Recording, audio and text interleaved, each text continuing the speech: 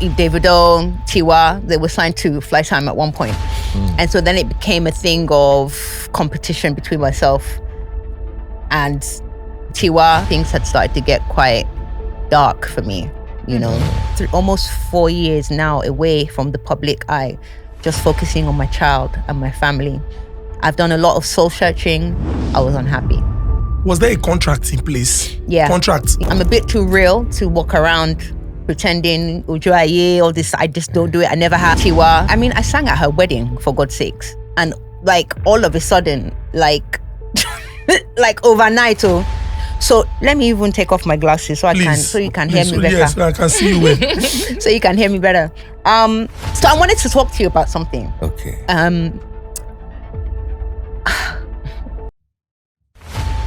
I felt that you, of all people, should have called me. And I felt really hurt, distraught, because it was you, especially. And I cried and cried and cried. I just want to know what was that all about? Like, why? Because afterwards, I saw you, you know, turning it up and living up with her, you know? No, not yes, me. yes, Not me. yes, We're not yes. cool. Making comments and, you know. We're not. He say he want murder. He say he want do that thing, yeah. He say he want murder. He say he want do that thing, yeah. I get for one boy they deceived me that year.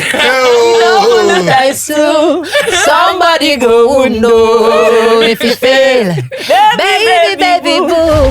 Deborah Oluwaseyi Joshua Eke Seyi Shay. Wow, that was. Can I carry you everywhere?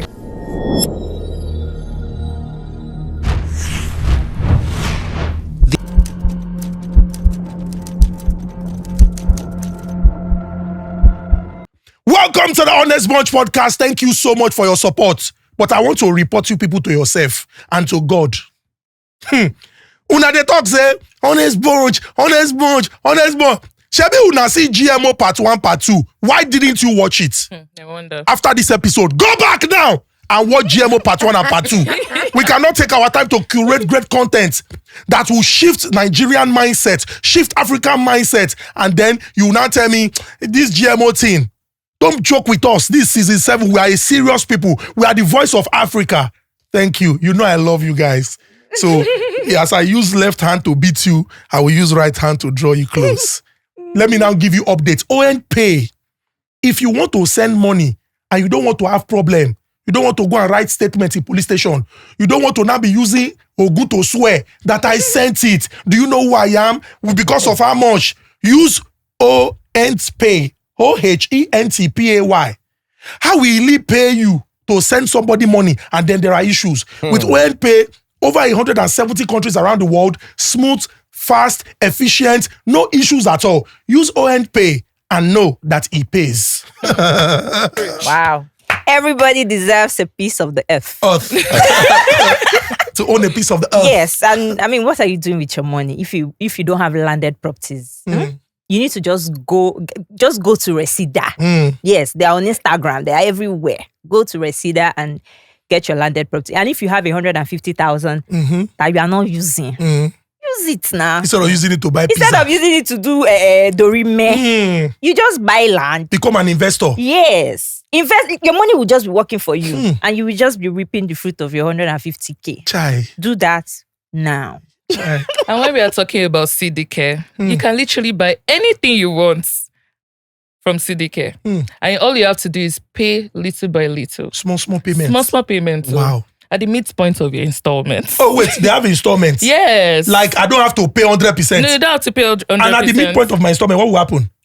You just pay little by little till and I will within collect the time. Oh, and you my collect your stuff. See the care that you are showing to us. They care for you. Care. We care for you. They care for us. So, una don't hear these updates now. Make una take advantage. Midpoint of your installment, we see the care, no issues at all. Ladies and gentlemen, let me clear my throat to introduce. Because right now, around the world, this generation, they are shaking everywhere. Our Gen Z body. Say it again. Our Gen Z body. Ọmọ tó yẹ pé mọ̀mísí tọ́, ó dẹ̀ gbọ́ràn sí mọ̀mísí létí. A Gen Z body with the fear of God. Drop dead gorgeous. Dark skin, no blemish. Stop. Fine girl, my no God. pimple. Oh my God. The cynosure of all eyes when she steps into the room. Gosh. In fact, as she is, 3 thunder should be following her everywhere. To strike those that don't believe in the beauty and intelligence of this great Nigerian woman. Ladies and gentlemen, Daitiko! Stop. You're tickling me. Hey. Salam alaikum. I come in peace, chummies. Hi, chummies. Hi. Ladies and gentlemen, clock it. You see, Gen Z language is not, she's not killing mosquito. It's a language. Ladies and gentlemen, I always say that what is better than having one Nigerian woman in one space? Having 2 Nigerian women. What a combo. What's a combo? Like bread and beans. Come on. Like plantain and beans. Come on. Like white rice and ofada stew. Come on. Ladies and gentlemen, Ada Zulezu. Ada pounds and dollars. Ada Central Bank of Nigeria. Ada Wells Fargo. Ada Kuwait dinner. Ada Kuwait dinner. That's www.asanbokoto.com. A Govi no one 60 feet container on the high sea. Win one. Light has come. By the special grace of God. Incoming! Hey! Ladies and gentlemen, the one and the only Zini Porsche Zini Mama. Isokwa. Clap it. August meeting. Yes. Ladies and gentlemen, if this were to be in the pre-colonial be like say, it don't even dey near. If this were to be in the medieval times, this man will be an ancestor that every morning they will break kola nut and pour snap in reverence and respect to him. The broadcast media space in Nigeria followed a plug and play format, but this man became a disruptor. People were looking and saying, which difference he won't make? Hell, but just like Chris on Hehe at Saudi 89, he came in and made the difference. Became a Maradona on radio. Made radio pleasurable to listen to. Women were holding their pillows. Families were united. And men would listen and be blushing. Ladies and gentlemen, the one and only God created radio, created this man, brought them together, and they formed a perfect union. Daddy free! And there goes husband material. Baba Blue. I beg, I know they compete for introduction with you. Okay. But I want to note that you look pink. You look hot today. You're blue and white. Chocolate dripping puppy. Hey. Come on. It's okay. Husband material, this is cute. Oh my gosh. You know, I'm not used to all this. God, I thank you. You're glowing. Thank you. Ladies and gentlemen, our guests not a waka anyhow. In fact, call our guest once in a blue moon. And today when she don't come, everywhere go radiate. Now, I would say that what is better than having 2 Nigerian women in a space, 3 Nigerian women. This episode, Nigeria go shake. And it go shake for the right reasons. Now, let me do a simple backstory.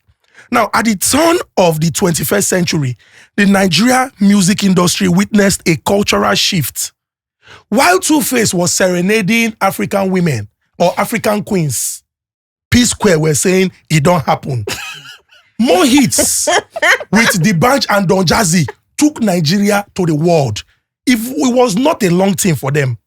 But the pressure was too much because these people were carrying the entire industry on their shoulders. Enter the 2010s. We saw the maestro, Wizkid. We saw Omo Babalowo, David. But we saw one woman who received a word from the prophet, rest in peace, Olarewaju Fasasi aka San Sultan, who told her that you will never be appreciated if you don't come back home. And her ringtone now changed to no matter where you go, remember the road that will lead you home. And she came back to Nigeria. In the industry, everywhere shook. With a sultry voice that is reminiscent of the orchestra of angels. Whenever she opened her mouth to sing, hearts go, they do bing, bing, bing, bing, bing. But it's not hypertension. It's palpitation. Ladies and gentlemen, the biggest deals, Star Girl, because she came with Irawo. The one and the only woman who took the microphone, ran with it, and even took the industry to greater heights. The one and the only Deborah Oluwaseyi Joshua Eke Seyi Shay. Wow, that was. Can I carry you everywhere I go? I'm not too expensive. Listen, Yes, that was incredible. You're Thank welcome. you so much. You're welcome. Thank You're welcome. you. Thank you I'm so so much. happy to be here. Thank you so much. We're so honored to have you. Thank you. And it's for people in my generation. I'm a millennial. I'm never too old like that. But people in my generation would remember that in the history of the Nigerian music industry, an entire chapter would be dedicated to your exploits because you effected change until date. People like you crawled so that the others can fly and be recognized on the global scale. Yeah. Speaking about the global scale, it would be nice to start from there. Okay. Now, let's begin first with your upbringing, because in digging and conducting our research, we discovered that you were raised in a home where Momsy wanted you to become something else, but you turned out to be something else. Let's go back. How did that begin? Oh, well, I think most mothers and fathers want their kids to be something other than what the kids actually turn out to be. And my mom wanted me to be a doctor, a lawyer, or something. And all I ever remember wanting to be was a singer, actually. I sang in the church. I sang at school. I sang everywhere I could sing. And I studied music at school, at college, at uni. When I even came back to Nigeria to school, in command, I was leading the assembly in the morning. It was, music has always been. Which of them did your mom really want you to be, a doctor or a lawyer? Because I don't think it mattered as long as it wasn't singing. Well, how were you with the academics? Aside from singing, were you good? I was all right. I always used to get. I can't. Yeah. I always used to get reports that I'm always singing, and I'm always forming girl band, boy band in class, in school, and Deborah is very bright. She's very intelligent. If only she would sit down and just focus on, Did they ever flog this one, you that one. Obviously in school in Nigeria, I used to get flogged the most. for singing? For singing, for talking, for, daydreaming, stuff like that, Back in the UK, my report cards were more, if she would just calm down, she would be so much better, but it's all I've ever known and all I've ever wanted to do, actually. So my mom was a single mom. She raised me as a single mom, and she worked about 3 or 4 jobs at one point. So I hardly got to see her most of the time. And I think I kind of had a freedom that I probably wouldn't have had if I had my mom and my dad together. And I used to make up songs, write songs from the age of like 7, 8. And that was my escape, So when she would go to work, first job, second job, third job, I wouldn't see her in like 24 hours sometimes. That would be my sister or a childminder or whatever. And my earliest memories of music were just me making up songs. It's They say most artists are, embarrassed about their childhood songs. Did you ever stumble upon any of your 7-year-old, 8-year-old songs, and how did you feel about them? So I remember listening to, I'll tell you one time I got the biggest beatings of my life. I remember once I listened to, I don't know if it was on the radio or my brother, because he was really into music too. I was listening to Like a Virgin. Madonna. Da, da, da, touch for the very first. Had no idea what she was talking about. Had no idea what it meant. I just liked the music, how she was singing. And so I started writing my own song based around Like a Virgin and, just writing all these kind of lyrics that I didn't really understand, but they were obviously not appropriate for my age group. And my mom found the paper that I was writing love song on at age 7, 8, skinny woman, virgin, Hey, the flogging there. I got the worst beats of my life. Then I even got pepper put into I think it was my eyes or somewhere. and this happened in the my UK? arms up, yes, for like hours.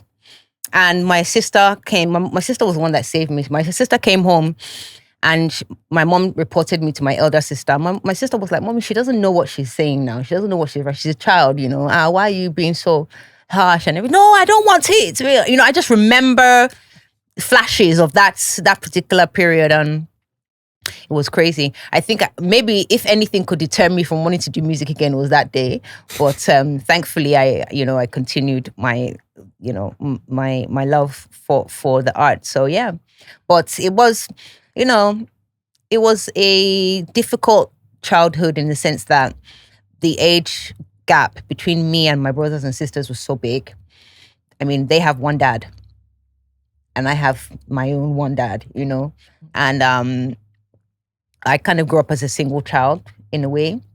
So I didn't really have that sibling kind of The bond. unity and chaos in the house and, whatever. So I used to be very imaginative, daydream a lot, sing a lot, write a lot, and, wonder why my dad didn't want to be home or didn't want to be with me and stuff like that. And why my mom had to work so much. Music was an escape for me. You mentioned earlier that you had the kind of freedom that you had, that you wouldn't have had that freedom if you had your father present and your mom present together. Yeah. I didn't quite understand that. Yeah. I mean, I'd like you to go deeper into that. So what my you mom meant. couldn't always keep her eye on me or always ensure that I was doing the things that I, was supposed to have been doing academically, like doing homework with me all the time or taking me to school all the time. Sometimes I'd have to go to school myself, or a childminder or my friend's mom, another kid's mom would have to pick me up and take me to school because my mom wasn't around. And often when she would go to work and I eventually got old enough, I would sneak out of the house and go to the park and sing with like the other kids in the park, because there was a big singing sort of culture in my hood. And actually people like Skepta and then it was Kalashnikov, Skepta, and Adele used to get on my bus to school, and so a lot of us used to meet up in the park and just, it's amazing to see that they are who they are today. But these are people that were from my hood, right? Did you just say Adele? Yeah. Like the same Adele? She used to get on the same school bus as me. Different schools. She went to Hornsey, girls school. I went to St. David and St. Catherine, mixed school. But the schools were on the same bus route. So she used to get on the 41 bus. So, I would sneak out of the house and go to the park and sing. But and we would make up songs, and Kalashnikov would rap, Skepta would, all these guys, I grew up with them. And then my mom wouldn't know. And then I would get home quickly before she came back home. You didn't ever get into trouble? I did, of course. And then she found out that you were sneaking out? Yeah, of course. I tell used to get flogged a lot. As I got, it carried on though. It carried on. So I kind of like wasn't really into my academic, life as much as she would have liked to. And as I got older, I became even more free. And then she couldn't really kind of control that anymore. She would always just report me and cry. A friend, my sister, my brother, hi, mommy, and then so, and mind you, before that whole me getting older and becoming more independent, she sent me to Nigeria for years, and it was the same thing, music, like she won't stop singing. She just was, so my mom had a rough time trying to. What did your dad say? My dad wasn't really a part of my life until I got much older. Until about maybe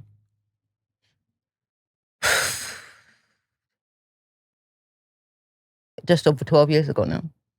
Oh, Yeah. Wow. That's Just over 12 like years ago. yesterday. Yeah. Just before I became, like the peak of Seyi Shay. Interesting. So, Did you reach out? I reached out to him. Yeah, I reached out to him. Actually, it was my brother, Remy, that I was, and Kunle. Kunle lives here. Remy lives in London. And those were the ones that I was speaking to more than my dad. Okay. And then my dad and I kind of, we met up in London, and he was like, "Oh, I'm sorry." So, How did you feel? How did it go?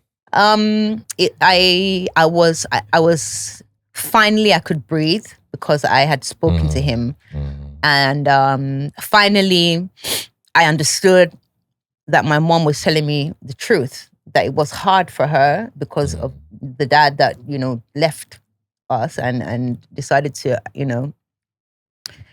do whatever he had to do. But I could finally breathe. I finally learned how to see men differently as well, because the father figure in a girl's life is so important because it kind of shapes how you see men.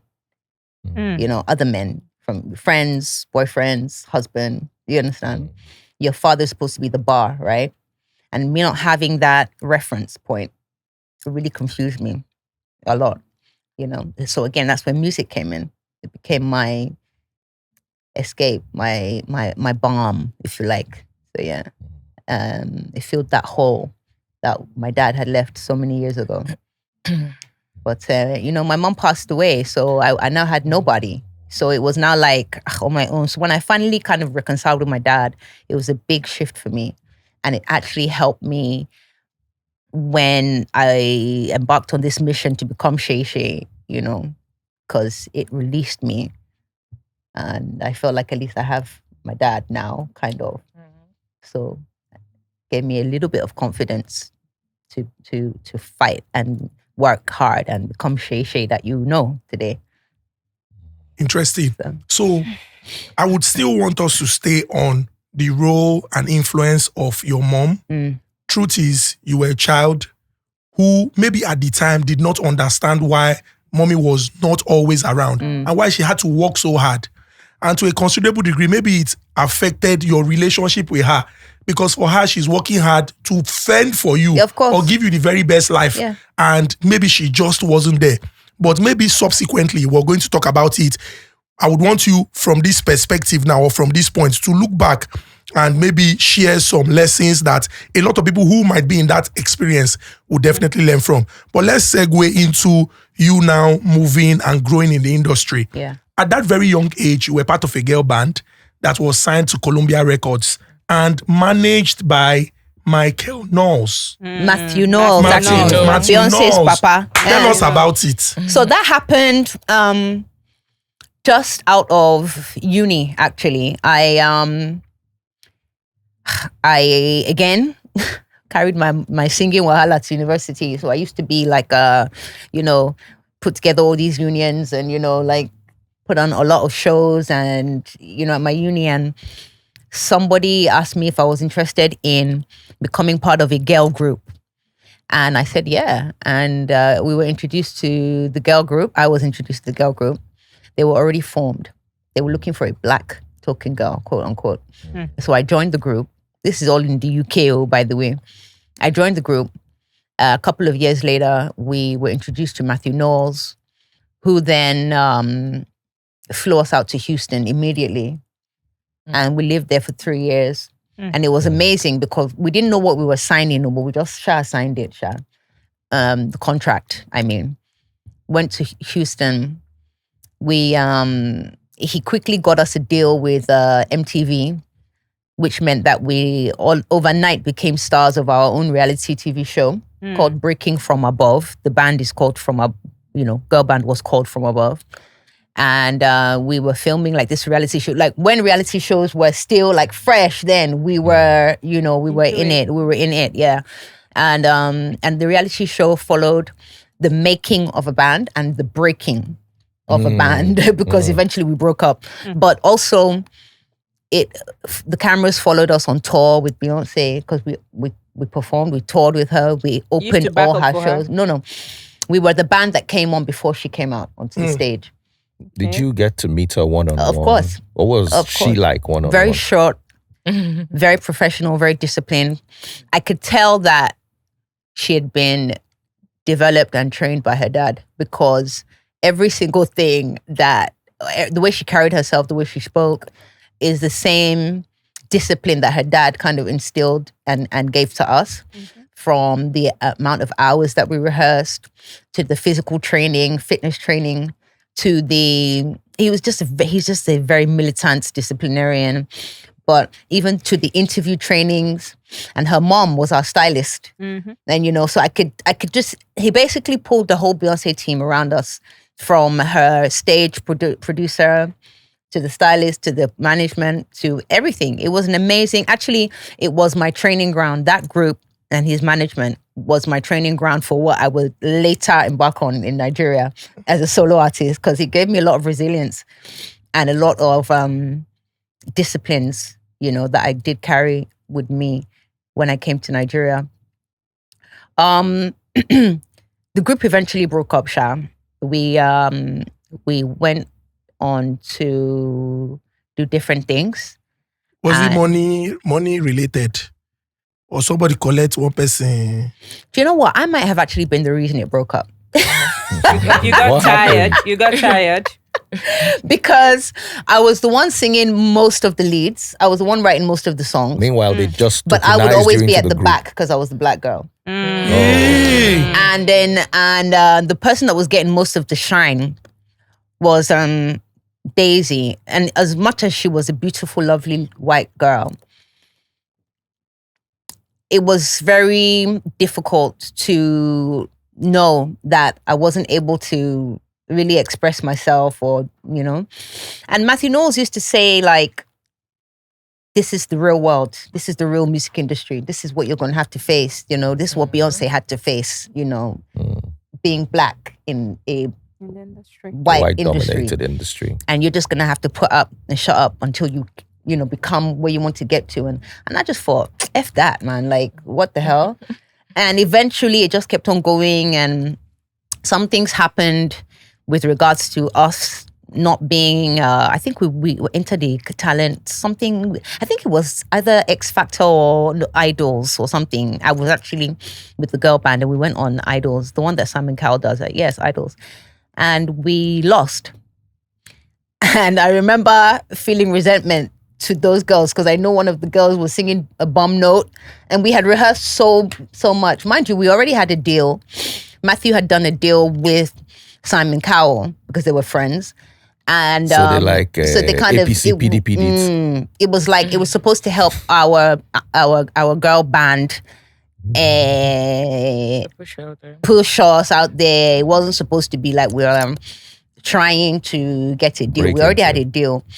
But anyway, it went really bad. The auditions went really badly, and it just sounded terrible. And I remember on the way home from the auditions, I said, I don't want to be in this group anymore. How old were you then? I'd gone through years now with the girl band. How old were you then? 25. Do you regret taking that decision? 23, sorry. Do you regret taking that decision? No, definitely not. I'm sorry, girls. I don't. I don't. But do you think that people should come together to make music? Because I mean, no, I'm saying as a band or as a team. Even Destiny's Child, that Beyonce was. I mean, they split. They didn't. Yeah, but they split, but they were huge before they split. Yeah, but there's always that split. Yeah. Even indigenously in Nigeria, we have Plantation Boys that split at some point.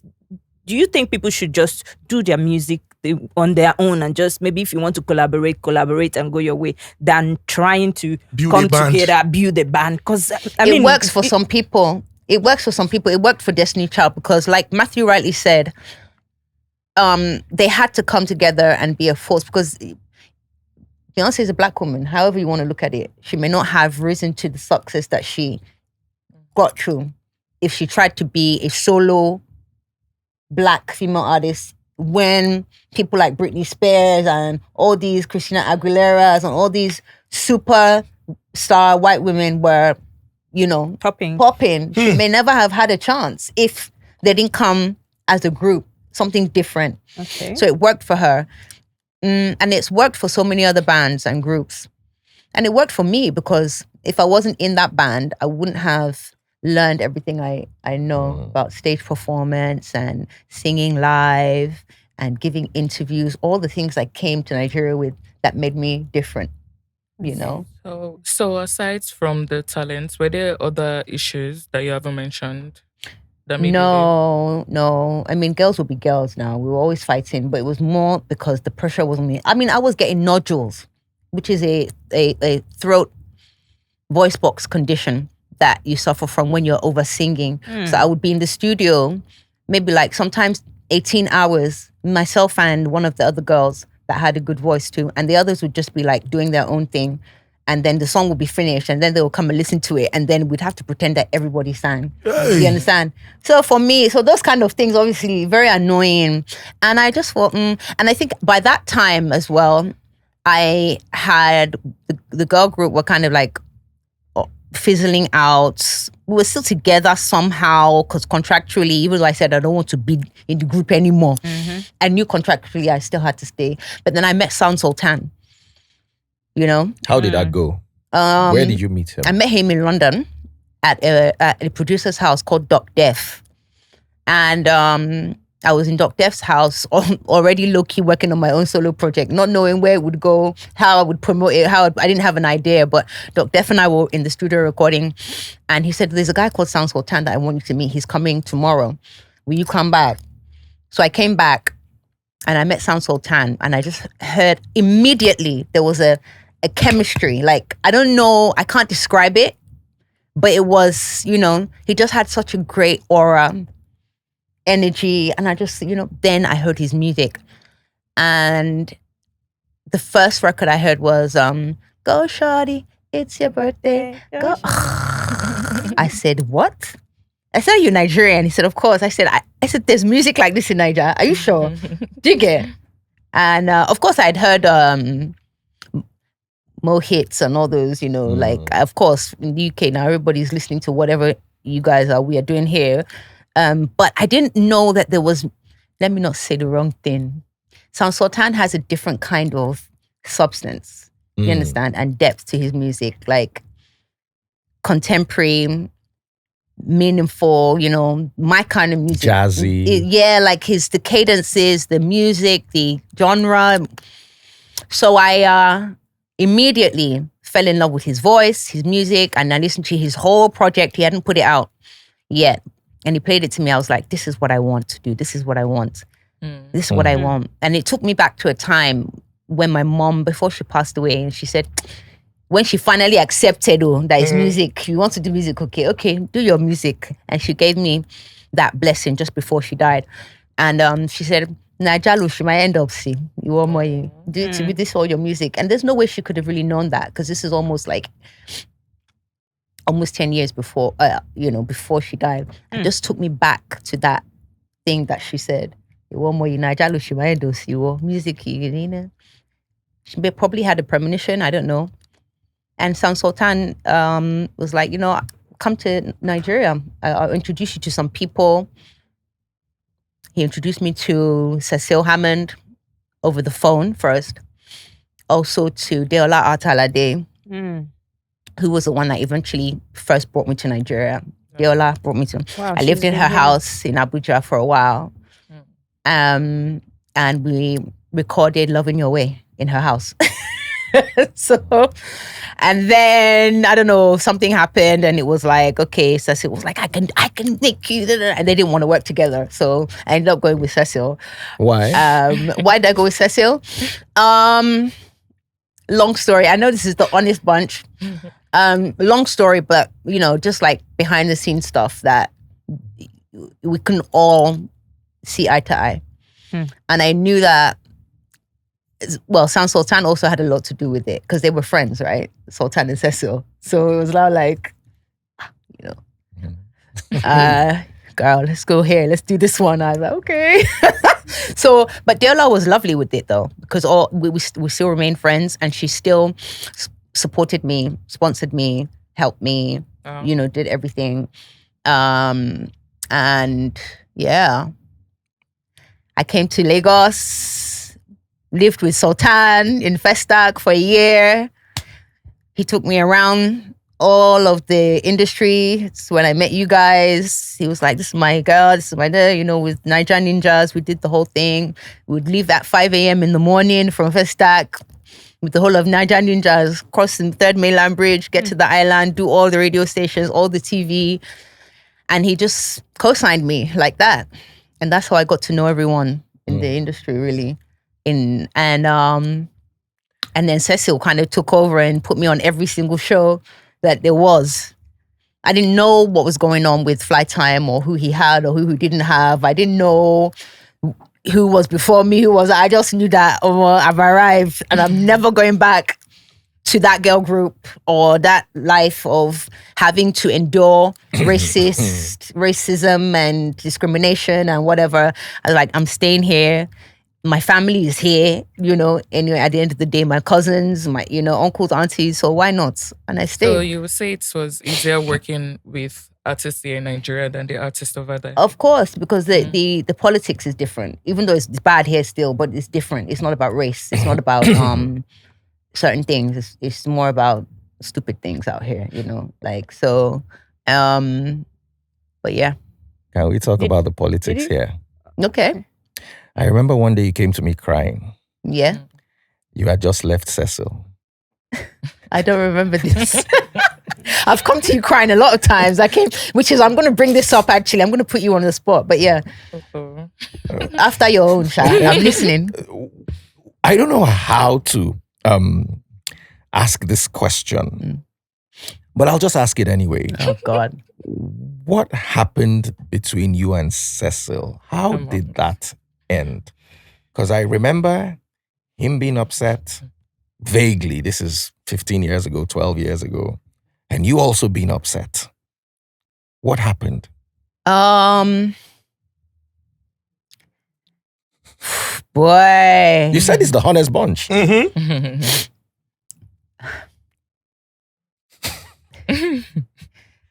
Cecil is one of the main reasons why I have a name in the Nigerian music industry, hands down. There would be no me if there wasn't Cecil Hammond.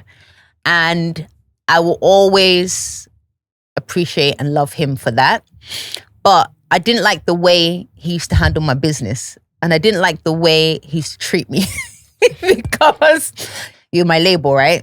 I need to pay my rent. I need to do this. I need to do that. I need to, and it was just really difficult and he frustrated me a lot.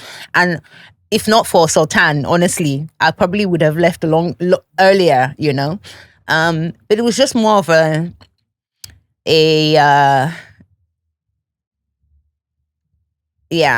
then I started to discover and hear certain things, right? About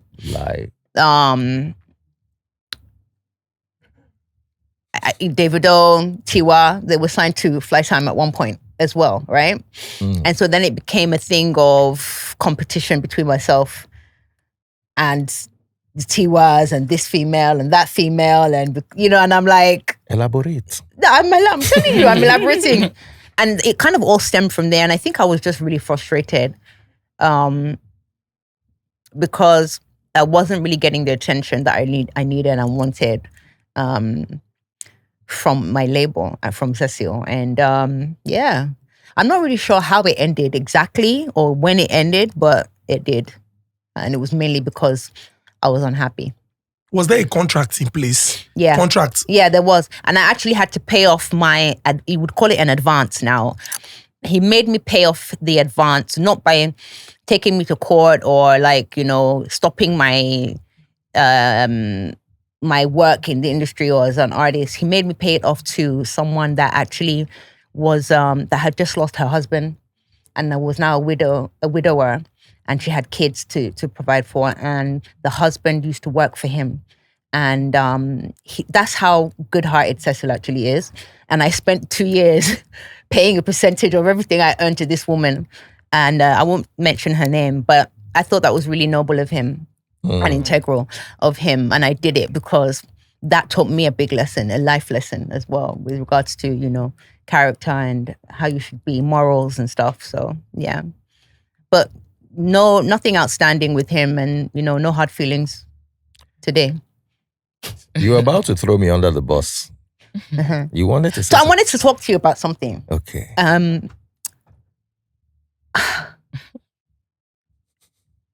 There was a time. Okay. There was a time where I was, part of Free the Sheeple. Yeah.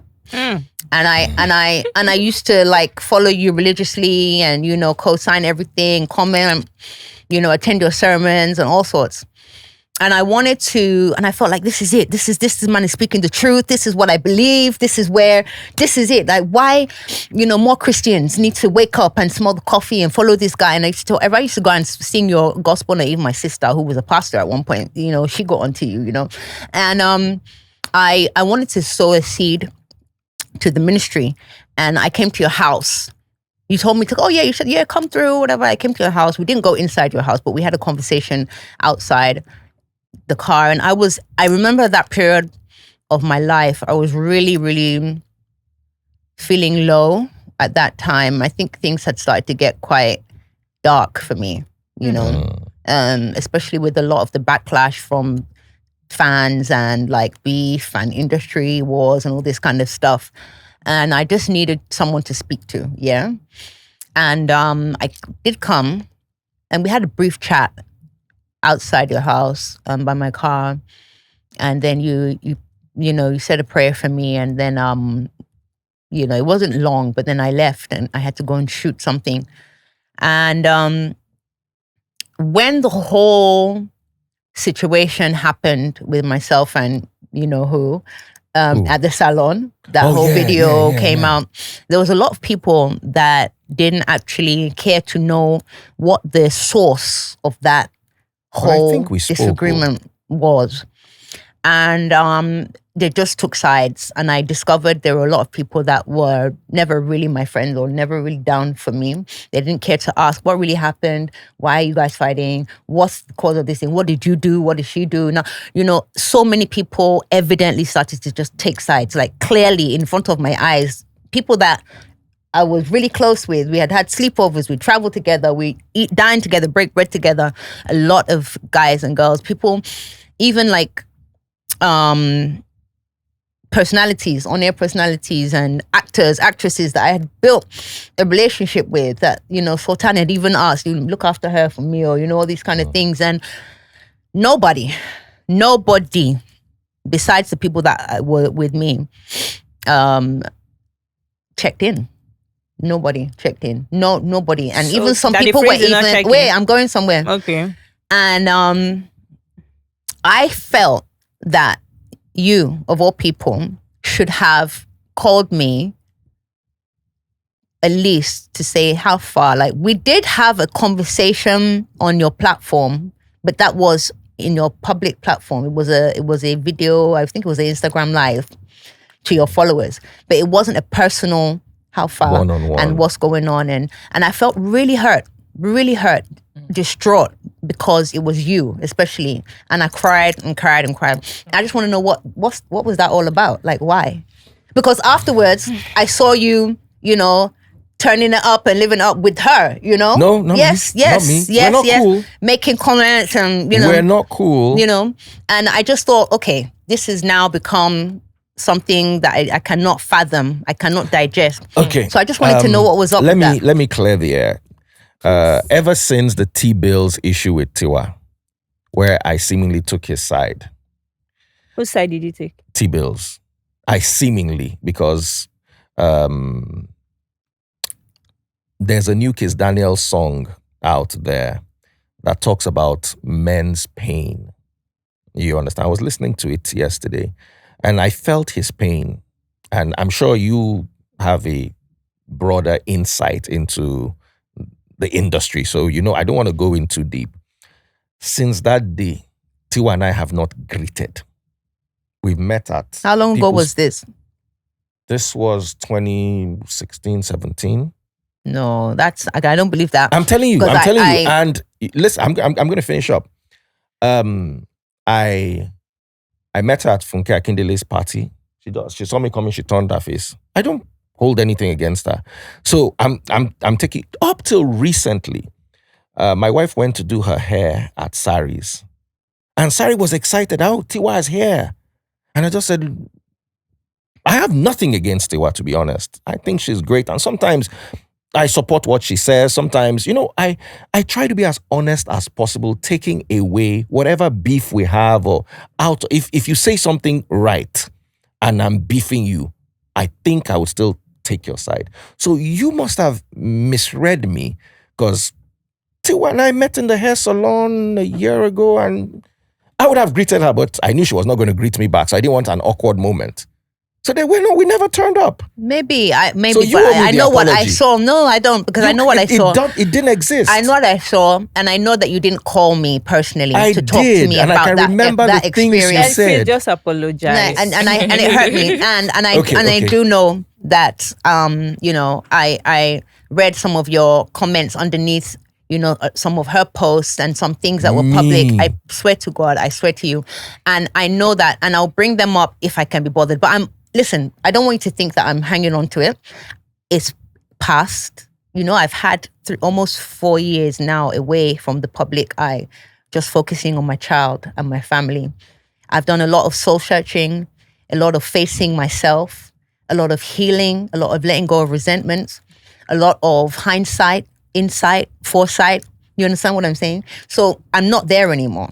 But I just said, you know what, since I'm going to see Daddy Freeze today, let me bring that up.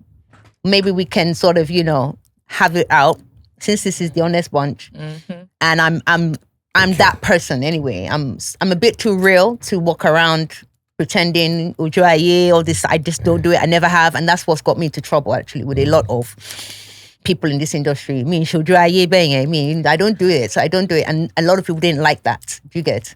I was just friendly with everybody. So that's what hurt the most, because I'm so friendly with everybody. When shit hit the fan and I expected people to support me, not support, but be fair.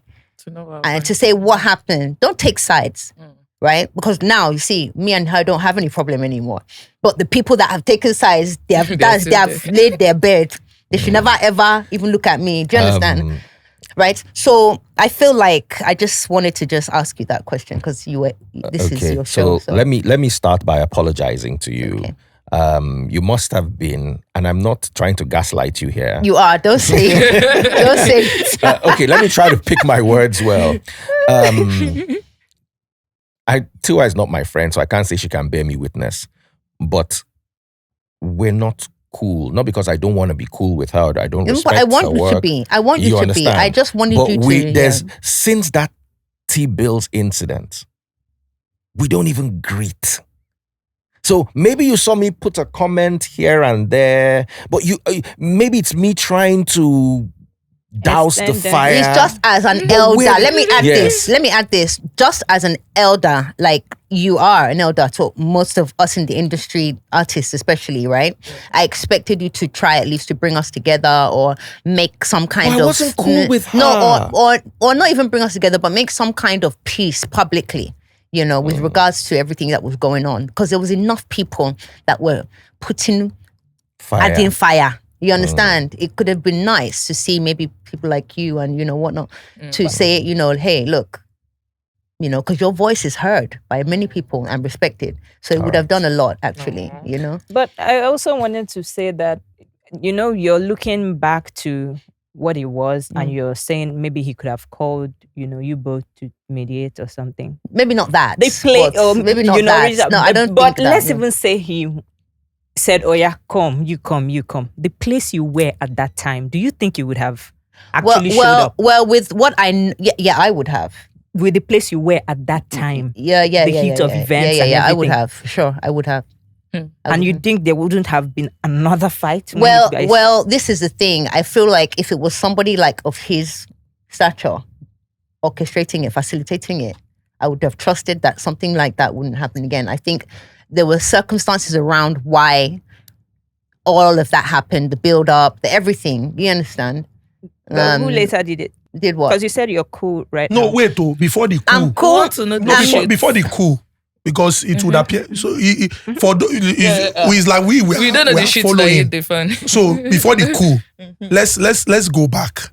I know you have mentioned that at some point you heard David, Tiwa were signed to Fly Time, and maybe you were looking at your situation and you were like, it's like in the scale of preference, nobody's prioritizing. No, they maybe were my no longer career. with Flight Time by the time I Yeah, joined. I just wanted to mention that because it's a possibility that this can build resentment over the years. Now, you said something about, that you are cool now. Thank God. That's what we want. But I would want to say that sometimes certain things... Not kissing and hugging cool, No, I like, know. hey girl, hug, hey girl, no. but cool, no as more. in, it's gone from my heart, my Thank God. mind, Thank you, Lord. and Thank you, Lord. I'm Thank you, Lord. free. Thank you, Lord. Like, and I hope that is the same for...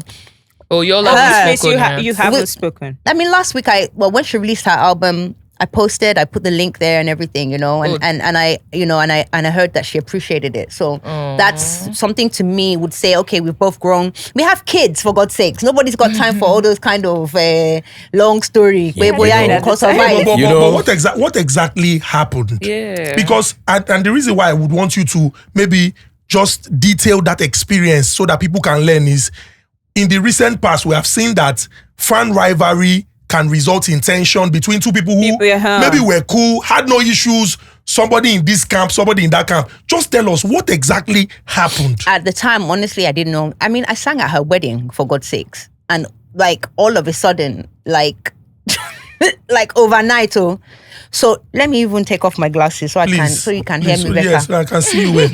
So you can hear me better.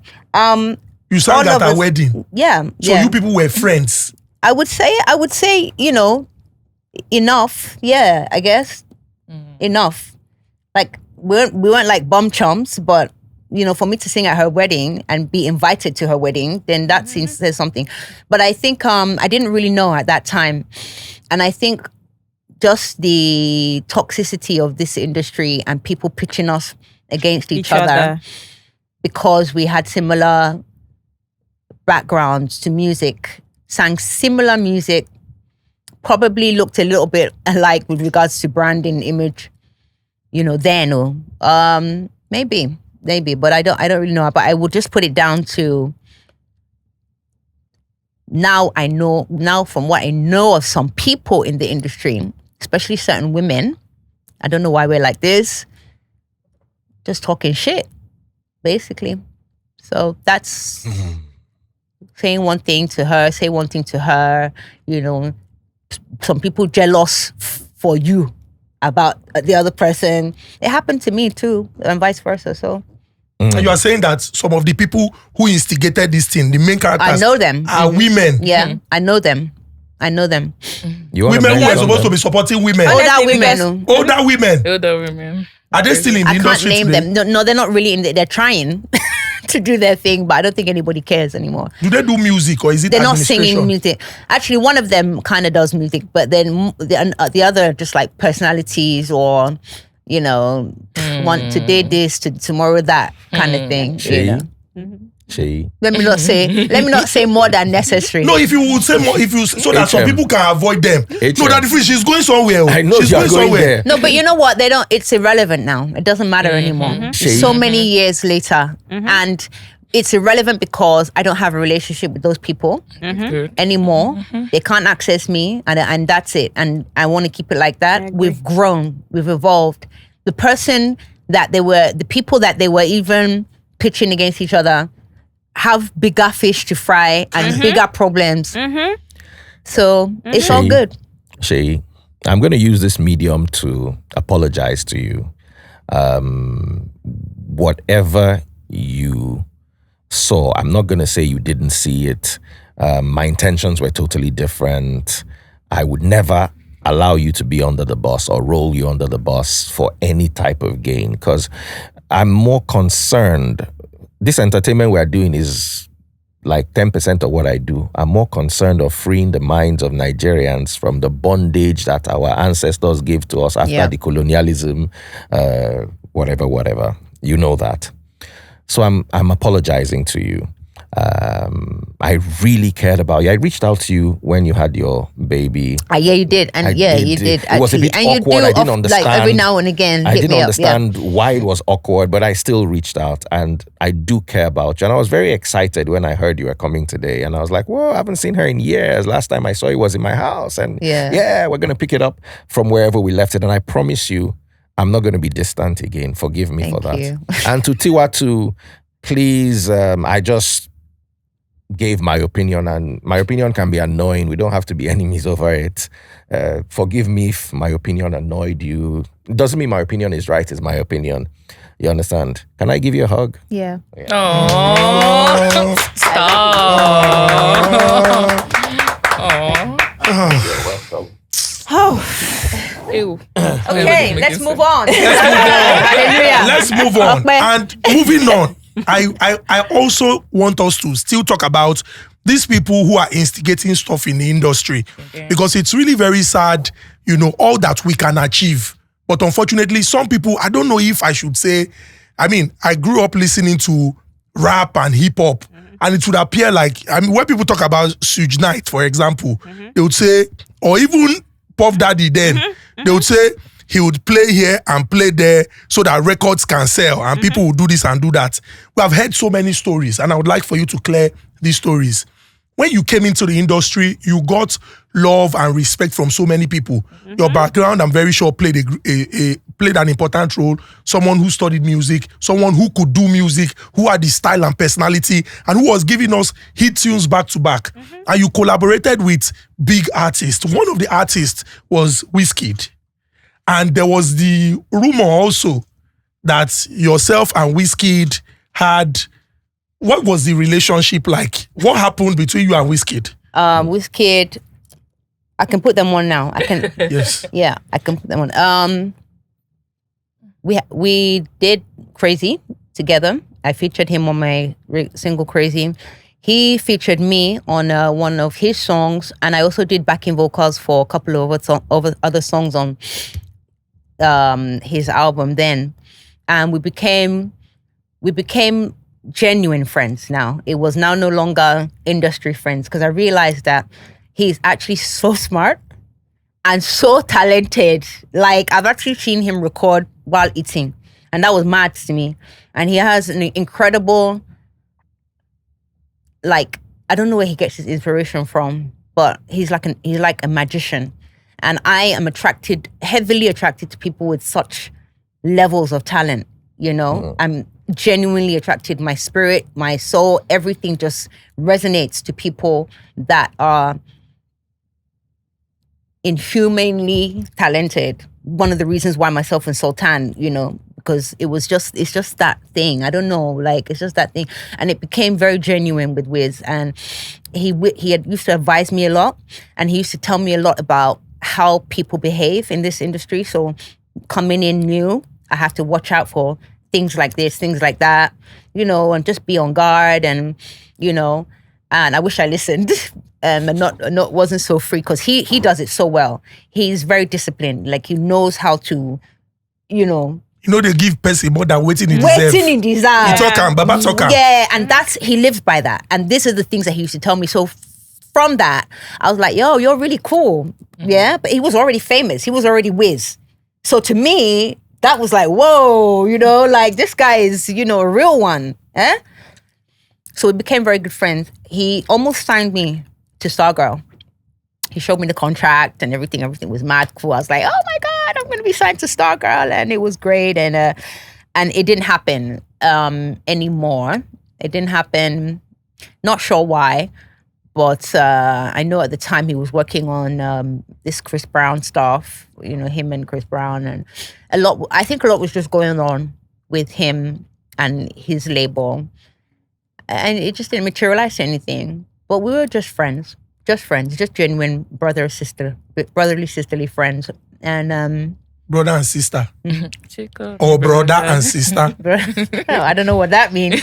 No, you said brother and sister. You said industry friends, genuine friends. Then brother and sister. I'm trying to understand. Genuine friends, and someone that I respect a lot. Someone that I respect to this day. I still think he's the greatest. I still do. There's no way around it. I've worked with everybody in this industry, and to me, he's the greatest. I don't care what anyone says. That's the kind of reverence and love I have for him. And he's a real one. So there's nothing else. There's nothing else behind it. There's nothing you have to try and investigate or dig up or whatever. Interesting. It is what it is. It's not like I'm digging. Sorry, Detiko. It's not like I'm digging. But I just want to ask, as a student of He research. helped me a lot. Yeah, He I'm helped not me even a talking lot. about Wizkid now. Yeah. You have said nothing. Oh, you want something I about? just wanted Oh to yeah, go ask, ahead, my okay, sister. So at that point, if Wizkid had asked you out, you wouldn't have said yes. No, he was dating who? Yeah, then. So, Okay, it doesn't matter for artists. so and I don't do that. I don't play that. Mm. I don't play that. So no, Okay. it would have been a no. Okay, interesting. So let me now ask. Okay, Wiz, it's good that you have cleared the air. There was also talk or conversation about, the only number one from the 2, 3, 4, Vector the Viper. Yeah. At the time also. Yeah. Were you people, just tell us about the Straight industry, up. genuine She said friends. Straight up, we did. And I don't mind saying that because he is a stand-up guy. He's a stand-up guy. We met through Sultan. Sultan was our matchmaker. So let's not even just say anything. But it was a long time ago, before I even became Shay. Before the movie. Because he lived in Festac too. Way before the movie. His wife was on set now. So come on. Many years before the movie. This is when we all lived in Festac, Sha. So yeah. And he was my biggest fan then because he could see something in me that I didn't see myself. I'd just come to Nigeria. So it was like, and I just fell for him because he's super talented. Again, like I said, like I've got this thing about talented people. So yeah. Interesting. Okay. Zidi. You know that they used to bully you a lot. Yeah. On the internet. Yeah. And I remember this incident where, this bullying thing, it didn't start now. Like, I remember there was this time you had like a nip slip on stage one time. You were performing. I've forgotten what award show that was. I think you wore a white whatever, Sha. But the bullying was too much. And they bullied me on, I don't remember that, but yeah, I can imagine. And they bullied you. But how were you able to go through that phase of bullying? Because it got worse. So like after that episode, I'm sure something happened pretty soon after that now just dampened that episode, and then people found something new to bully me about. I remember one thing that really pissed me off when Kim Kardashian came to Nigeria. And I don't know if any of you remember this. I didn't know I swear on my life, I didn't know who she was. She was still new then, you understand? And I didn't even know who, I had seen her in like passing, maybe algorithm, whatever, but I didn't register her name. You get me? And she came to Nigeria for the first time and she was still new, very, very new then. I don't know if you guys remember this whole episode. And I was on a red carpet. I think it was Darius. Darius. Yeah, brought her. And somebody interviewed me and was like, no, the first time she came, it was, I think it was D'banj or someone that brought her. Yeah, I think it was the 10th year anniversary. It was D'banj that brought her. Was it someone. 2014? And they were interviewing me on the red carpet and they were like, oh, what do you think of Kim Kardashian? So now I said, who? Who's Kim Kardashian? Because I didn't even register that was her name. You get that? I was like, oh. And so whoever interviewed me just took that, ran How with would you it. say you don't know? Yeah, and that was it. All over Twitter, all over Instagram, people just started to some people just thought I was being pretentious. They started not liking me from that day because Kim Kardashian was their mother or so. I don't know. And you know what I realized? Like, people are just so fickle, so shallow, so dumb sometimes. And I remember another question and they didn't where you believe me. asked- They didn't believe me. Some people can be like really absent-minded when it comes to like just like what is possible, and what's not possible, so Yeah, I was saying, I remember when they threw you under the bus again for some question they asked. It was a trick question. Yeah. And you fell for it. Do you know, because of you, I don't answer trick questions on the red carpet, just because of you. Because there was once someone threw me under the bus too. Asked me, you're supposed to be a Bible scholar, asked me a Mary question, and I missed it. And it was a very simple question, but it was a trick question. right. Now, guess what? Their camera failed to roll. Holy Spirit. Holy Spirit just. Holy Spirit, But after that, Bagbe. when I get on your live, I will say it to the public, don't ask me trick questions. Yeah. I will not answer. Answer. So I know, how did that feel when you were thrown under the bus for getting a trick question? Because I know you to be very intelligent. Yeah. But then there was this notion about you that you're like some Airheaded. Airheaded. Yeah. I think I played He into said that? Yeah. But I played into that. No, because now became all those blunders were happening so much. Some of them were on purpose. Some of them were sound bites. Some of them were edited that way. But some of them were genuine. Some of them were just like me missing the answer just because I thought, wait, is this a trick question or not? Like, are people this effed up? You know, and me just answering genuinely, you know? I guess eventually I just started playing into the airhead image, and just because I didn't want anybody to even just disturb me, ask me anything, like, you know. And sometimes when you play that role that everybody wants you to play, it's like Leave people leave you alone. Interesting. Okay, I learned one thing now. So back in the day, there were like strong leading female artists like you, Tiwa, Waje, Omawumi. And that movement slowly faded off. Unlike the male artists that we have now, the big three, Whiskey, have lived through it. Davido, like Olamide Bado. yeah, like they keep their dominant, like they're consistent. Like, why do you think that movement faded away? The female movement. Yeah, the it's female a man's movement. world, baby. It's a man's world. And I think also with every industry, especially like the music industry, men are the ones that cut the checks, right? There's still not enough females in the top seats yet. Not enough. You understand? And that's not just Nigeria. It's all over the world. But also, I do believe, though, that if more women came together the way the males did, and like, if the women's beefs didn't last as long, it would be different. Because guys, when they beef, it's like tomorrow it didn't even happen. You know, it's mainly the fans that are pitching against each other. But women, they take it really like on another level. So there might be an element of that too. But I can't answer your question like with whole certainty, but that's just my opinion. But don't you think that also nature has a role to play when it comes to your craft and your gender? In what sense? Childbirth, marriage, Age. women are more expected to be more homely, stay home, take care of things, you know? Maybe. So do you think that also plays a huge role in what she says? Like Inconsistency. Yeah, because you said something earlier. You said when I went off to take care of my child, you know, that struck me because, I mean, could that be?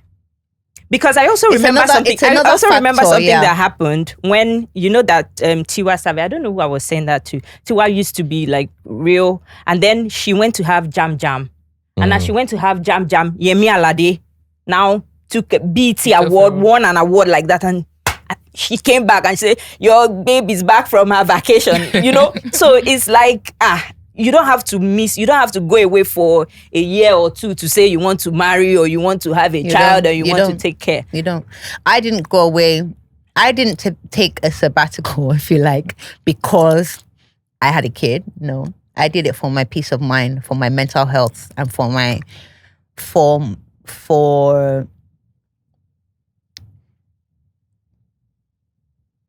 sanity.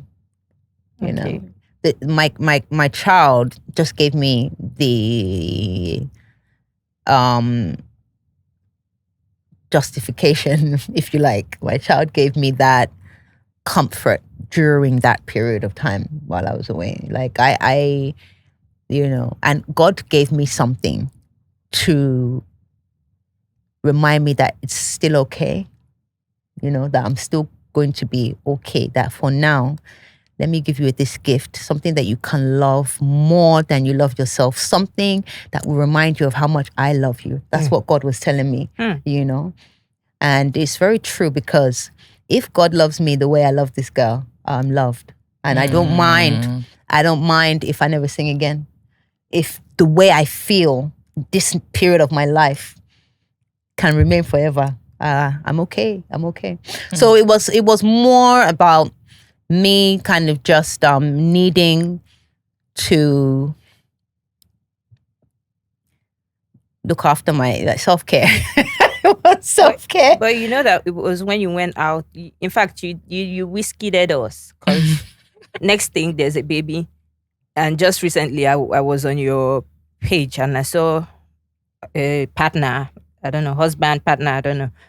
I'm like, when did all this happen? Yeah, it could. So Those things are sacred to me. They should happen like that. They don't have to happen in the public eye. I mean, we as a celebrity, I have a responsibility to share those joys, right? But there has to be some part and some areas that kind of remain private and personal because I'm still human being, you know? But did you learn from people that made theirs public and it failed? And also, you know that the child, I was going to say, would you have pulled off the childbirth thing if you were still like at your peak?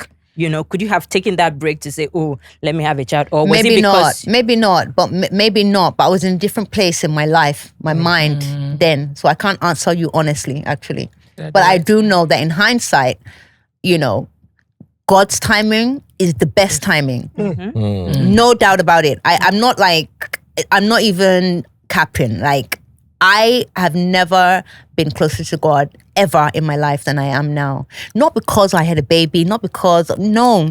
It's the whole thing encompassing my journey. The whole journey all together. The gift of hindsight, the gift of insight, the gift of foresight, don't underestimate it, you know? And those things, that realization only comes about when you are away, separate from something and you're in isolation, if you like. And you're in that secret place where you can meditate on everything, you know, away from the noise, the drama, the controversy, all these things.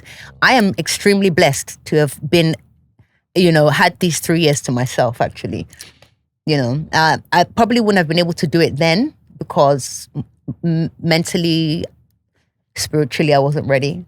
You know, I wasn't ready, and God doesn't intrude.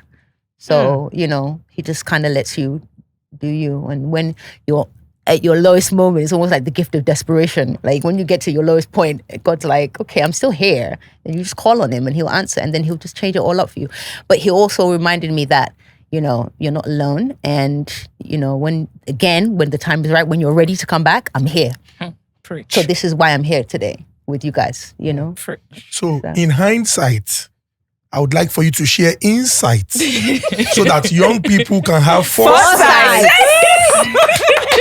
You said something that, you know, got me thinking. You said it's a man's world, and a lot of the people that call the shots in the industry are most likely men. And so, because of factors that favor men in the industry, I mean, you would have a lot of men, longevity, and the likes. But let's talk about some of the terms of the contracts, because people who maybe are in the business and who call the shots might not know or might think it is just business. But when they effect change from people like you who are experienced and who can say, if we do it this way, we would not have to ask the questions about why don't we have this long run of female music artists. I have heard, let me say allegedly, that in some contracts for female music artists, you have clauses like you cannot get married, no boyfriend, you cannot get pregnant, you cannot show off a relationship, you must dress in a certain way, you must act in a certain way, you must do this, you must do that. I don't know, is this true in the industry? I've never seen it. I don't know. I've heard too. I've heard also. Me, I'm like you. I don't know about those ones though. I've never had a contract like that. But that's probably because I've always been my own label. So I don't know. I don't know. Besides Flight Time, obviously, and Island. But when I say my own label, like creative control has always been mine. So I don't really know if that's true or not. But you say you have heard. I've heard too. From the industry or the way just me the too. way you I'm not in the industry. Now, the way you hear, me too, I hear. So, but what do you think can be done to make life a lot easier for women in the industry? Yeah. I don't know. Actually, I don't even know. Maybe more women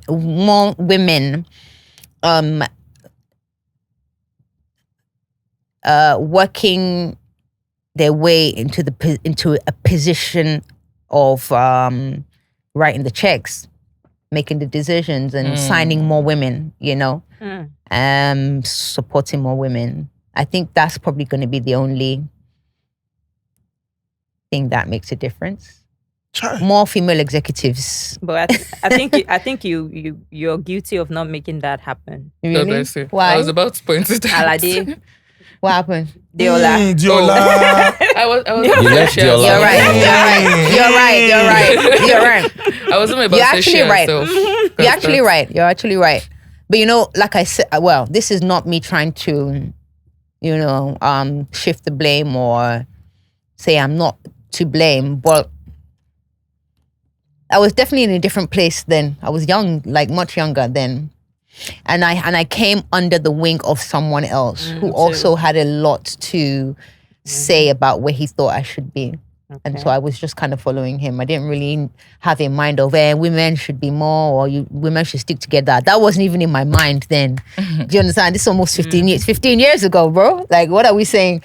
I didn't even know about women. I didn't even know about industry beef, I didn't know how hard it was for women or how easy it was for men. None of those things were in my peripheral. I didn't think of those things, but I feel like I probably have featured with most of the women though in our industry, and I think that also helps. So if that's any consolation. Like, I've actually been looking at you since, and I must say, you're actually very gorgeous. Is the first it? time Oh. I saw you, the first person that came into my head is, she looks so much like Sierra.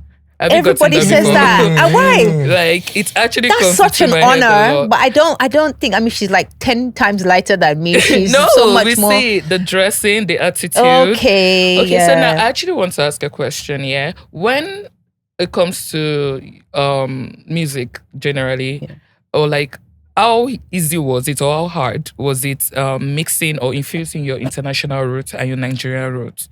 You're coming from a place where culture and values are different, totally different from Nigerians. And so how hard was it infusing that style? Niger style.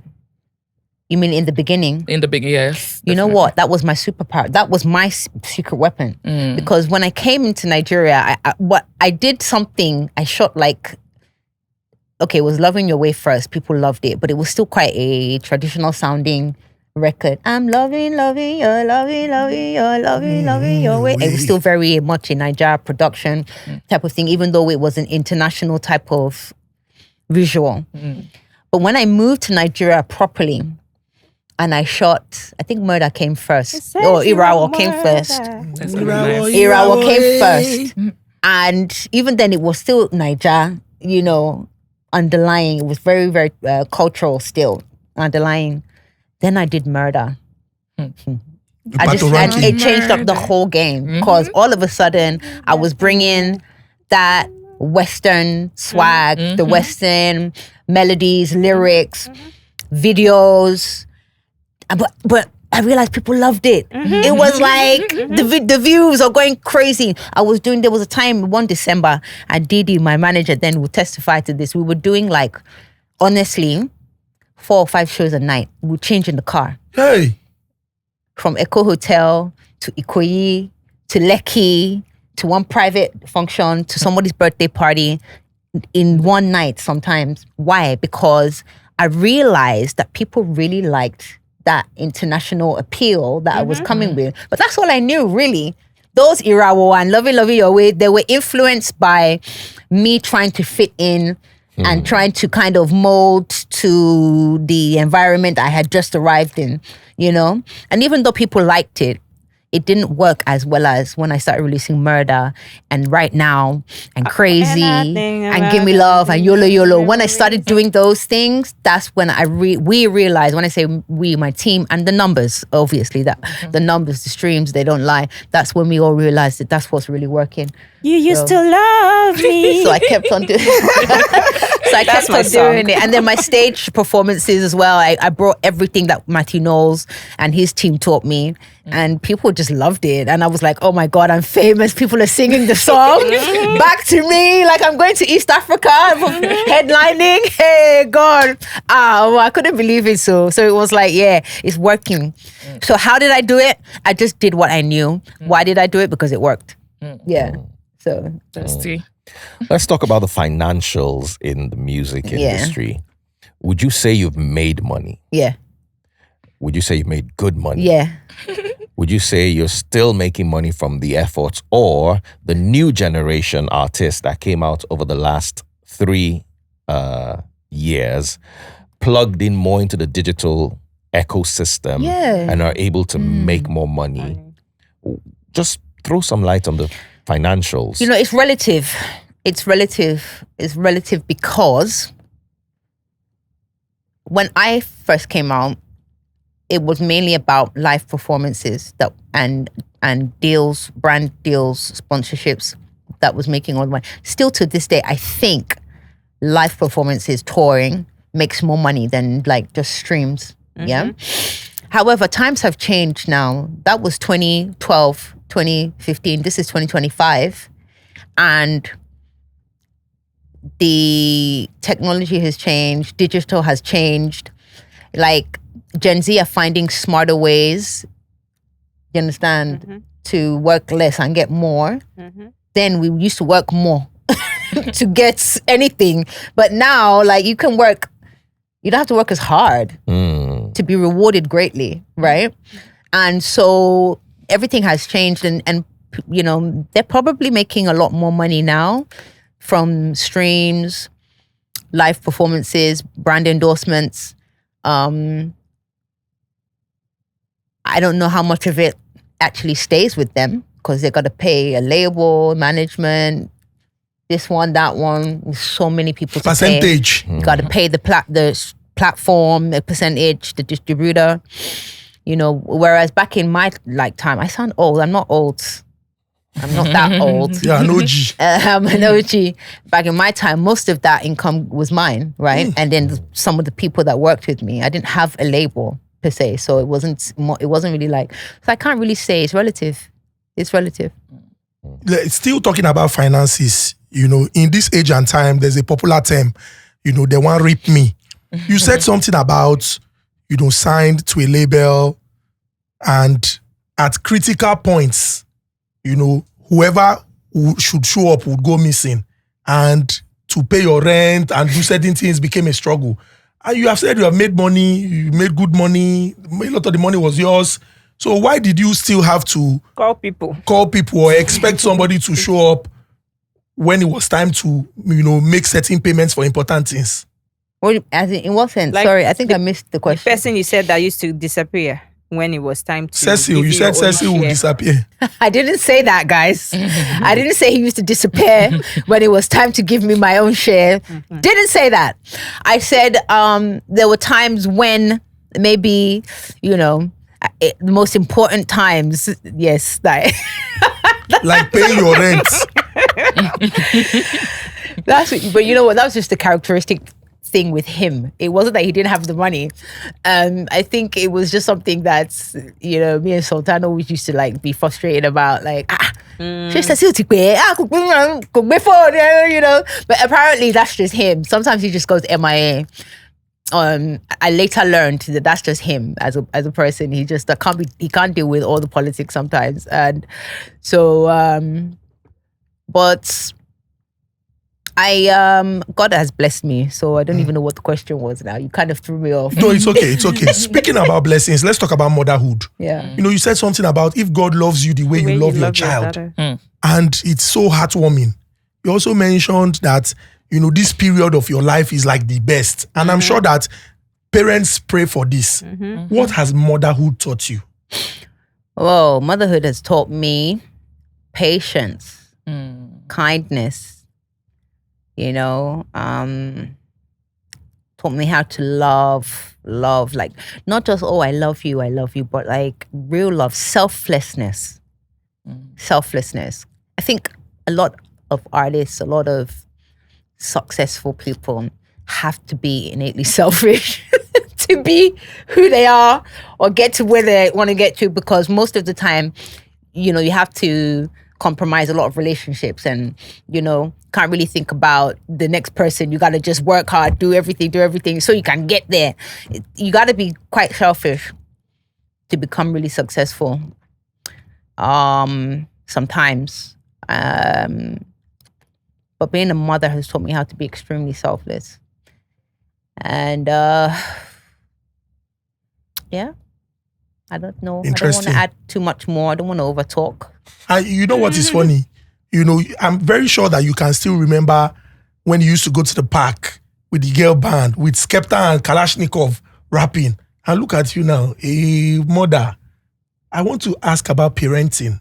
Mom C wanted the best for you. I'm happy you touched on that, because being a mother has also taught me how to forgive my mom and love and respect and appreciate every sacrifice she made for me that I didn't realize was sacrifice. Before I had my kid, I was just upset that she died.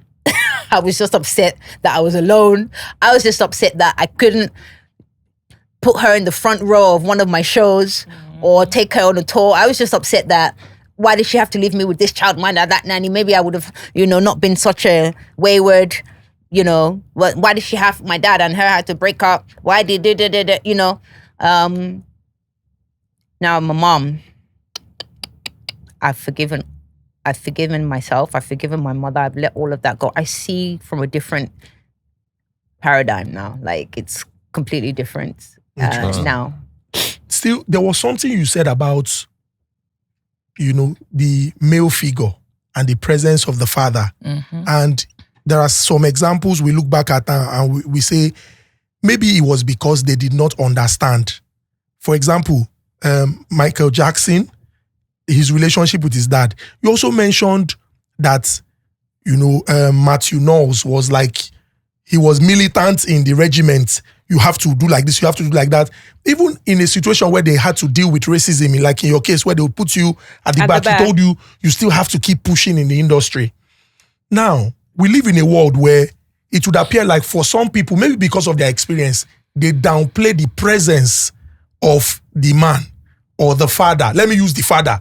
They downplay the presence of the father.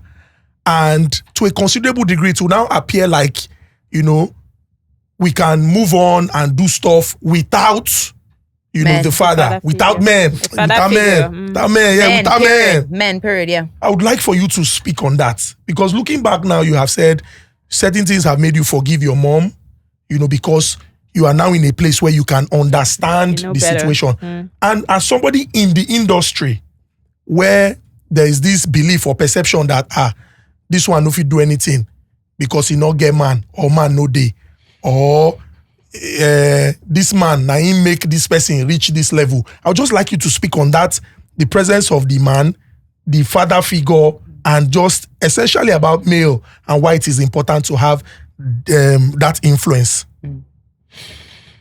I think the context of men in a home and men in an industry such as ours is a bit different.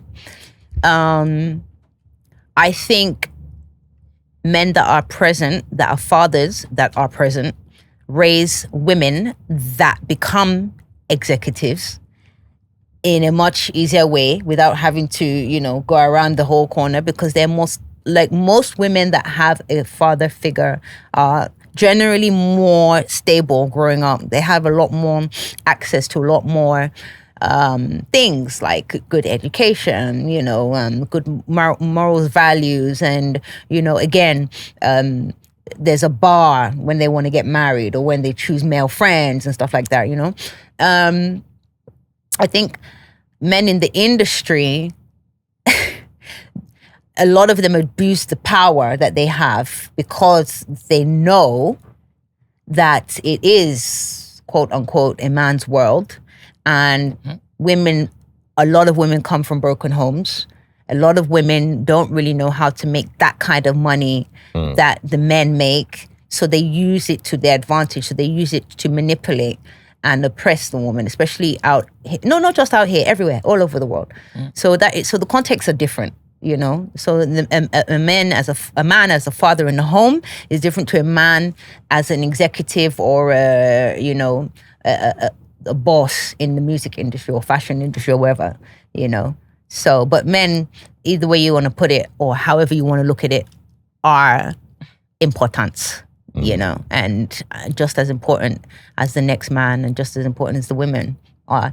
Thank God for our mothers though, anyway, because a lot of women have had to carry the load of parenting on their own, and And some women, you have to take your hat off to them. Now look at me.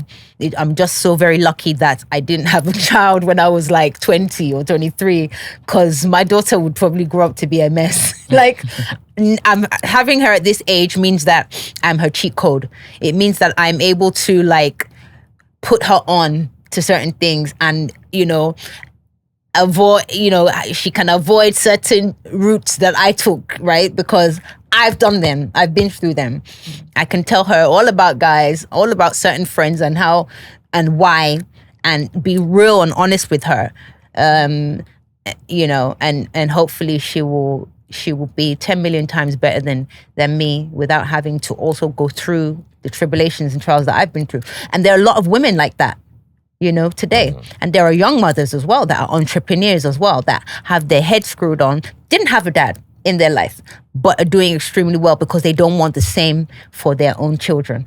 So it is all relative, but I do really still stand by my comment of, how important it is to have a male figure in the life of a young woman or a young child.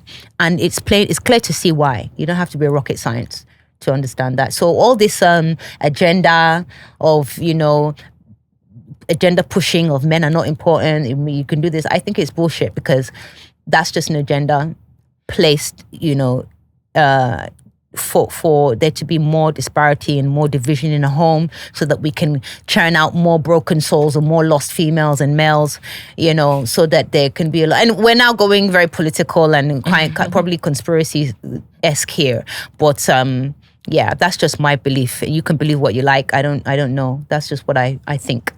I want to ask you, Shay, still on men. There's a notion that one of the reasons why the women don't rise in Nigeria when it comes to the arts is because of the gatekeepers. Many are men, and the sexual innuendos. You're going to sleep with me before you get the record deal. You're going to sleep with me before you get the endorsement. Or you're going to sleep with me, or I'm not going to play your music. How did you navigate those waters, and do those waters exist? I think they do exist. I've heard of it a lot. I've been approached by men that don't outright say, "Oh, you have to sleep with me before I help you," but have made it so that, if I don't sleep with them, they don't help, if that makes sense. Do you get? Wow. So, yeah, I think I was fortunate enough to, again, have such a respected person as Sound Sultan in my corner, because he protected me a lot, which is why when he died, I lost my mind. That was a reason gone for me to just leave Nigeria, period, because I felt like I had no more covering. And I was just like, okay. So after Nigerian Idols, I just kind of, I couldn't deal, I couldn't take it anymore. But back to your question, luckily I had a few good men in my corner, right? And I had one particular sponsor who was extremely generous to me. And I can't name him. He has nothing to do with the music industry, but he is my heart till this day, So I just want to say thank you to him. Rock on a hard place. Let's talk about music videos. Yeah. I hear they're so expensive to shoot. Yeah. Why is that? Are they overpriced? It's not like that again. No. Nobody's really doing all these big budget music videos. Myself and Amin were talking about it before we started recording this episode. Everyone's doing visualizers now. Nobody really has the concentration span anyway to watch a whole video. Those days are gone. I think if you shoot a music video now, it's, I don't know, because you have a really huge budget, or, it's a huge single or song that's done really well. So you've released the song before the video just to see if it does well. And if it really does well, then you can now risk spending a lot of money on a music video. But besides that, most people are shooting visualizers, which are considerably more cost effective than music videos. So Finally, on music, if you were to have a collabo with an artist that came out in the last 4 years, 4 to 5 years max, who would it be? It's too many. List all of them. There's too many. One good thing about my break, if you like, is I've been able to just be a consumer like everybody else, I just like on Instagram, doom scrolling sometimes, like going to my Spotify and discovering new artists, finding who I like, what I like. When I was really busy and active in the industry, I wasn't really listening to a lot of people's music. I wasn't able to enjoy. Now I've been like, oh my God, I really like this sound. I like this artist. I like this brand. I like this style. This image is fire, or what, reading gossip blogs, reading comments, doing normal things that I never used to do before. And I've come across a few artists that I love and adore. I love King Maddie. I love Fola. I'm obsessed with Rema. I think everybody is actually. He's incredible. Who else do I want to say? I love Ira Star, Thames. Those are the usual ones now. Like when they first came out, I was like, oh my God, they're my favorite. But there are like newer ones now that have even come out. So like, there's a young lady named Leah that I love as well. I think she's incredible. She has something. And who else? I've said Fola, I've said King Maddie. I've said Leah. Yeah. No, there's something I've always made you do. There's something I've always made you do every single time I've interviewed you, which is about 20 times. Oh, God. Probably more. No way. And which is to make you sing. Hey. Can we request for a song? Yeah. Wait. Special request. I'm not going to request. So there are 3 of us here. So I'm going to play Eeny, Meeny, Miny, Mo. And the person who he falls on will choose a song for you to sing. Okay. Eeny, Meeny, Miny, Mo. Catch a fish and let it go. Hey, our Jenny. She says she want murder. No, you can't help her. It's her choice. She got to choose. Do you know if I could even hear you, it's be She said that murder. She said she want murder. She said she won't do that. You know you're saying so now. Say that. Jungle I love that mother song like mad. I even listen to Jungle Over. That mother song. Okay, she can do two. Let her do from murder to Jangilova. Please, can we have more there? I love the way you guys are just deciding for me. As if I'm not here. Please help us. She can do 2. She'll do 3. Don't worry. Please help us. Let the new artists here. Let them remind them. I feel like I want to be Mariah Carey. Like, I don't sing for free. I don't sing for free. No, I'm joking. I'll give it to you. You will be surprised. I will sing that Jungle Over here for you. Girl. Sister Zini. I might join you. I'll do backing vocals. So yeah, tell me. Murder.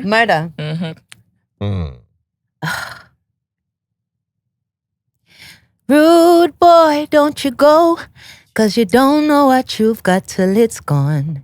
Kill them with my body, but me know you's gone. Murder upon the dance floor, what a bomb. Oh yeah, my let make your body go. Bang, bang, bang. With the sound. With the sound, gang, with your gang. I don't wanna have some fun. Murder upon the dance floor. Me say boom bye bye when I do the dirty wine. When I do the dirty wine, me say boom bye bye. Boom bye bye when I do the dirty wine. But you don't know what you got. He say he want murder. He say he want do that thing, yeah. He say he want murder. He say he want do that thing, yeah. He say he want. He say he want do that thing, yeah. Killer want murder. So boy can rule that thing, yeah. I used to make beats that time. I just be playing it. Again, for one boy they deceived me that year. Somebody go know if you fail.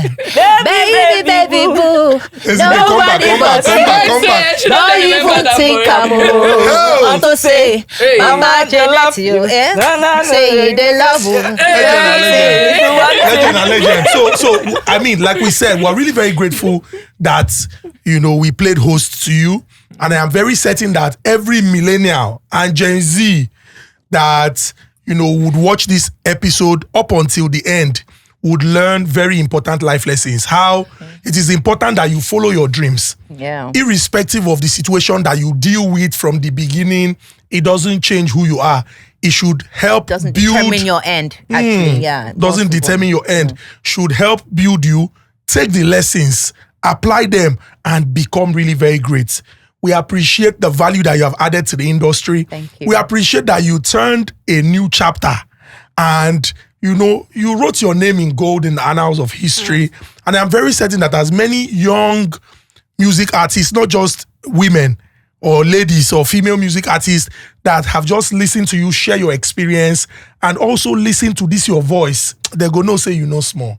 So Deborah, Oluwaseyi, Joshua, Seyi Shay, thank you so much Thank you. for coming on the Honest Bunch podcast and for sharing your story. We're really very good. Una don hear up now. And Pato ranking no small. If to say time there, for those do that Pato ranking part. Pato ranking. Today, Okay, I even want to say one. When I close my eyes and I think of the memory, you and me and you. You used to love me. Hey, You used to love me. Hey. Oh, baby, I would die for you. So I for you. round of applause for Sister Seyi Shay. Sister Seyi Shay. Bring the shades.